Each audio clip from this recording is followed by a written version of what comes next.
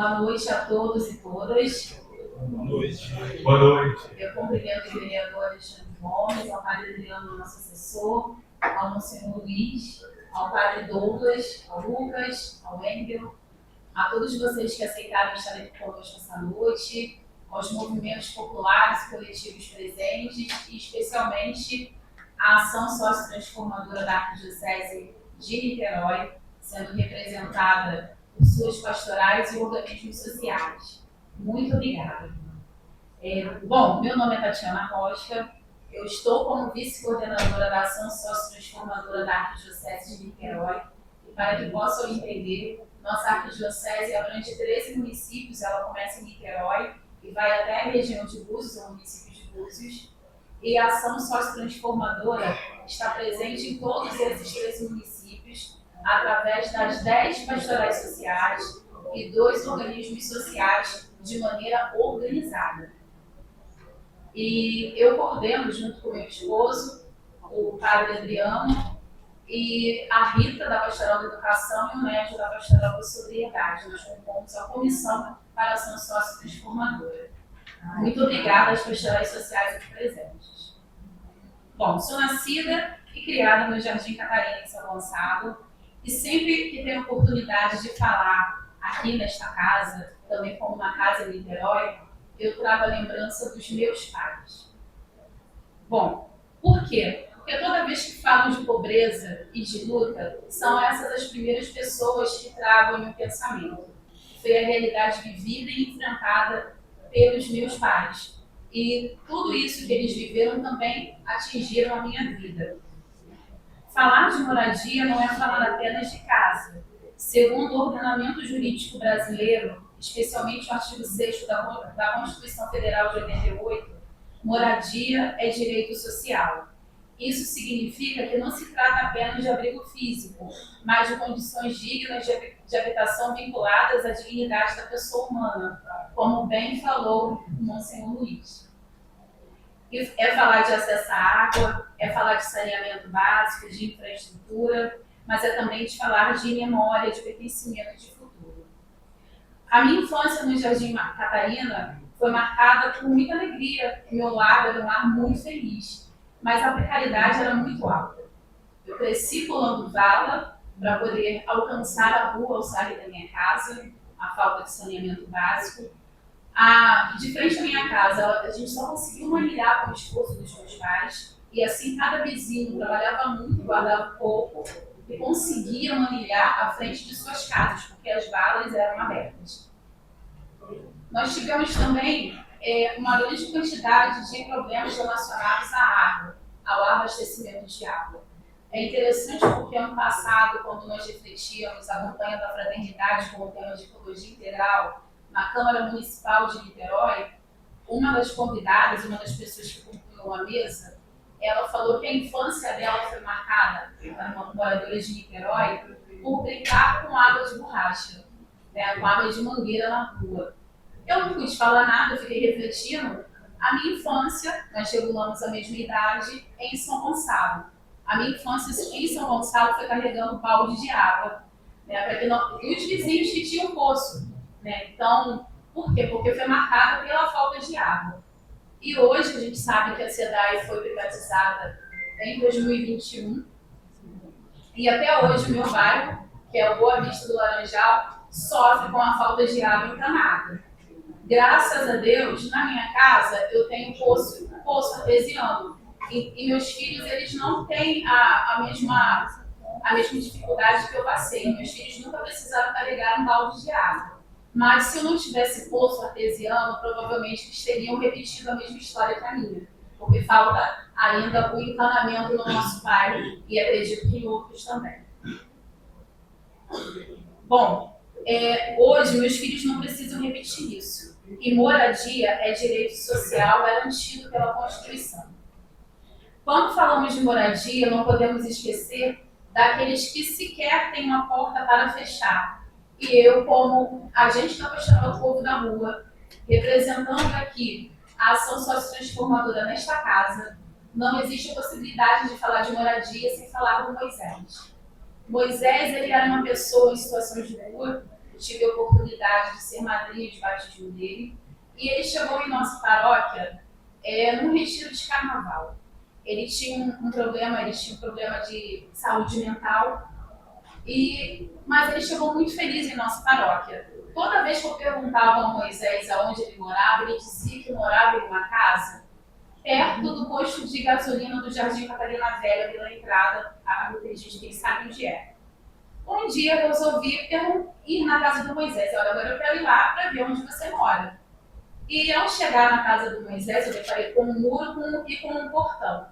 Mas, passando para dentro da sua casa, eu só encontrei 2 paredes, sem teto, sem chão, sem água, sem vaso sanitário, sem energia elétrica. Apenas ele e aquilo que ele cantava nas ruas. O Moisés, ele não era viciado em drogas, e mesmo se fosse, porque eu digo isso, porque toda vez que a gente fala de morador de rua, a gente tem a mania de falar que a pessoa é viciada em drogas, né? E mesmo se fosse, ele teria direito a ter moradia, porque o viciado em drogas também tem, né? A pessoa que está em drogadição.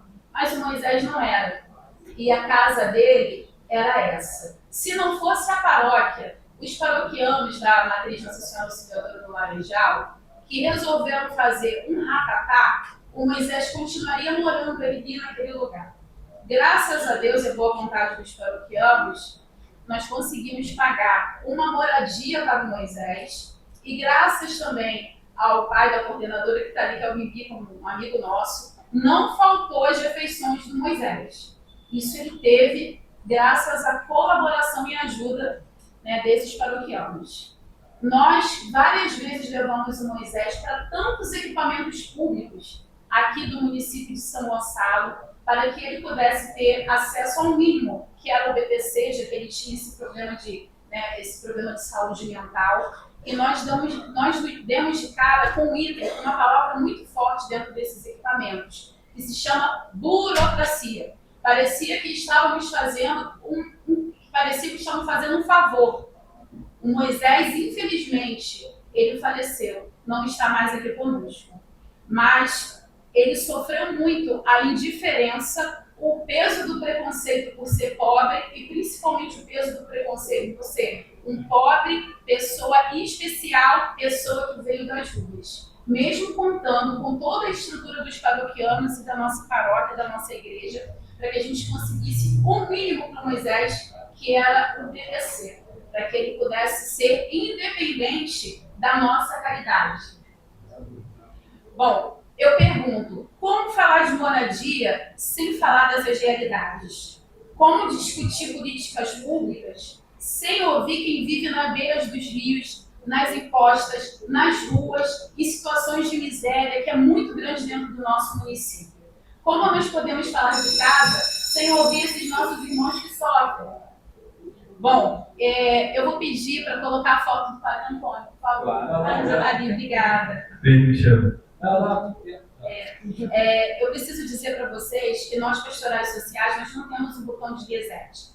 Essas pastorais, elas estão perto dessas realidades empobrecidas e vulneráveis do município de São Gonçalo e de tantos outros. Quando nós voltamos para casa, nós voltamos com a dor dos outros, porque nós estamos muito perto das pessoas, nós amamos essas pessoas que nós acompanhamos. Mas a gente não pode esquecer que é o dever do Estado a proteção dessas pessoas. Nós somos uma colaboração, né, vamos dizer assim, a igreja está para colaborar, para cuidar, mas a gente não pode isentar o Estado da sua responsabilidade diante dessas realidades. Bom, para concluir, nós, Igreja Católica, não poderíamos estar aqui falando de moradia em São Gonçalo sem lembrar do Padre Antônio Ribas. Nascido em 1927 na Holanda e vindo para o Brasil em 1954. Missionário de Sagrado Coração, que foi pároco da paróquia São Pedro de Alcântara em 1994. Eu tenho refletido bastante sobre a escola do Padre Antônio, porque ele foi um marco em nosso município. Padre Antônio, diante do problema de crianças nas ruas, ele criou o Procriança, onde as crianças têm acesso à refeição, cursos, recreação, quando não estão na escola. Diante da realidade de pessoas em situação de rua, ele criou o Albergue da Misericórdia, dando abrigo para as pessoas que estavam nessa situação, mas não estão mais porque conseguem abrigamento com ele. E ainda preocupado com a realidade das famílias que não tinham casa como direito social, ele cria o conjunto habitacional São Pedro de Alcântara, em Ipiriba. Padre Antônio teve coragem de enxergar e se comprometeu. Quando a gente vê de verdade, a gente se compromete. Com o apoio de um fundo internacional, adquiriu uma grande área de 68 mil metros quadrados e, junto com coletivos e com o mutirão das próprias famílias, foram gerados cerca de 180 lotes e construídas dezenas de casas, vendidas a preço abaixo do mercado, dentro de um modelo de autogestão. Em 21 de março de 2018, Padre Antônio faleceu e nos deixa um exemplo e um legado. E aqui eu peço uma salva de palmas para o Padre Antônio.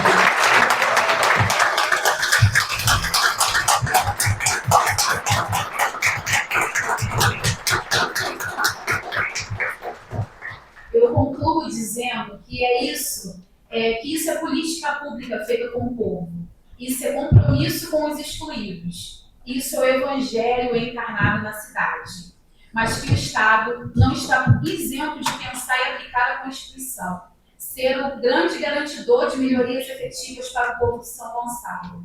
Que esta audiência não seja apenas um momento de fala, mas um passo concreto para mudanças reais. Eu falo como filha do Jardim Catarina, como mulher que viu seus pais lutarem para construir um lar, como mãe que não quer ver seus filhos repetirem as ausências que eu vivi, e como cristã que acredita que a dignidade da pessoa humana deve estar no centro das políticas públicas, e como moradora ou cria do município de São Gonçalo. Muito obrigada!